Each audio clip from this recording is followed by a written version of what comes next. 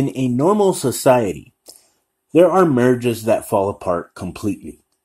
Nobody's perfect. People get a divorce and they usually go their separate ways and do whatever makes them happy. They seek happiness that they deserve in their own unique and individual way, whether it is with another partner or simply by themselves. It is our right as human beings to have these things. According to Christianity, however, we are not allowed to do any of this.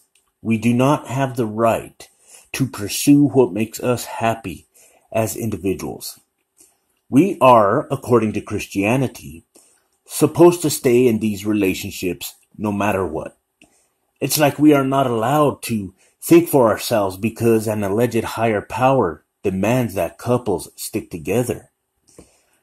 According to Christianity, if we leave a relationship, if we choose to think for ourselves, we run the risk of being singled out and be labeled as something perverse. It doesn't matter if a marriage has a lot of issues that are extremely harmful. Christianity does not care about the rights of humanity. In fact, the negative influence that Christianity has motivates people into doing some horrific things to avoid going through a divorce because it is a part of their holy rules, so to speak. Naturally, in Christianity, women are seen as less valuable, so they get all of the shit. This story that I'm going to share with you guys today is a prime example of what I am talking about here. It is a prime example of Christianity being more important than the existence of women on this planet. It kind of makes me sick, to be honest. Let me share this story with you guys and let me know what you guys think at the end of this video. Stephen Alwine, a church elder at the United Church of God, has been charged with killing his wife because divorce wasn't an option in his conservative church. I guess he either forgot that the Bible itself says, "Thou shalt not murder," or he was more scared of earthly judgment from his church than punishment from this alleged God.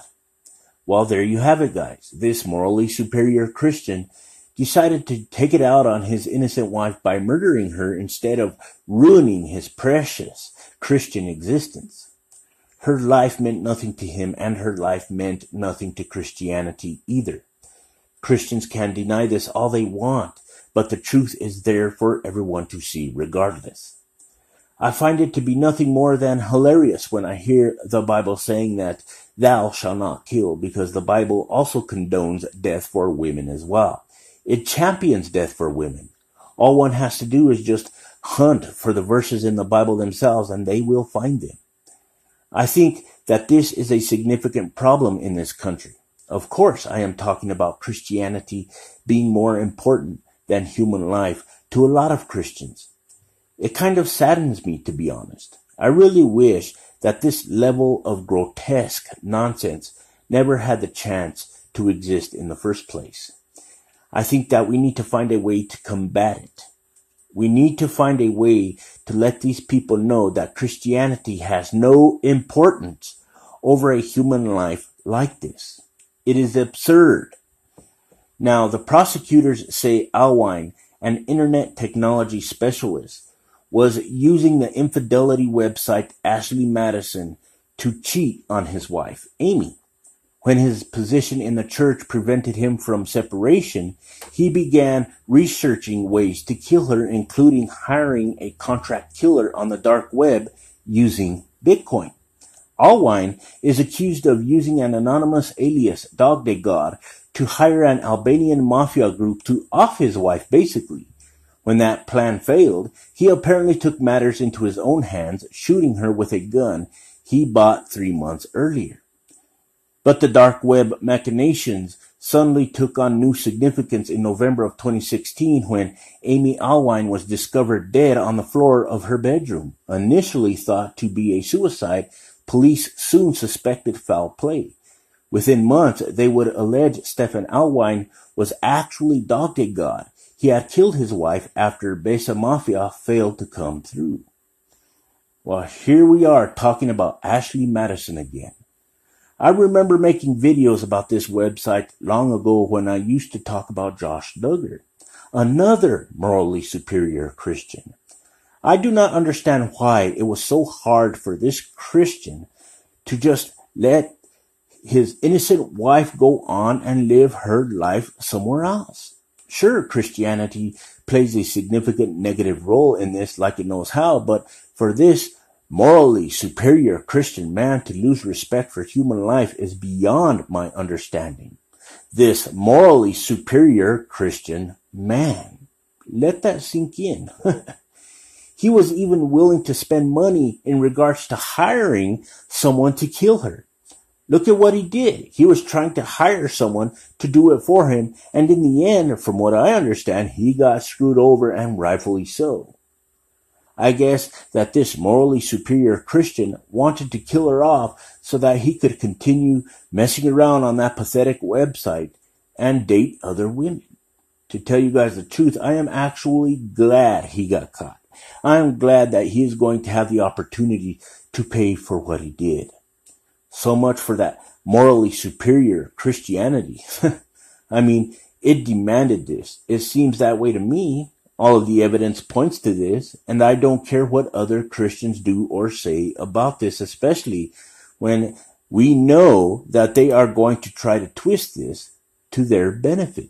This is how pathetic some of these individuals actually are. Of course, Alwine denied the allegations, but the evidence against him seems pretty strong. The police say Alwine was the only one shown on security camera footage when his wife was shot and killed with a gun registered in his name. They also found gunshot residue on his right hand, but not on hers. Search warrants on Stefan's computers showed he had been accessing the dark web since 2014. The City Pages reported. Investigators also discovered a 35-character Bitcoin wallet address on a backup drive for the suspect's cell phone. The same code was used by DogDayGod in the user's transactions with the Besa Mafia account, prosecutors say. You know, guys, what's really offensive about this is the fact that this morally bankrupt Christian is denying it, even when there is overwhelming evidence that points to him doing it. There is another thing that I want to point out before I go, guys. After what happened here, this group of Christians still won't change this pathetic religious policy on divorce. According to these Christians and according to Christianity, women are to remain as slaves, I guess. I will never understand why people admire this prehistoric set of beliefs. There is no benefit to them. All there is more suffering and death. That's it. I wish that a lot of these people would quit living in denial and see this stuff for what it truly is. A set of religious beliefs with the intention of turning mankind into slaves and to remain obedient.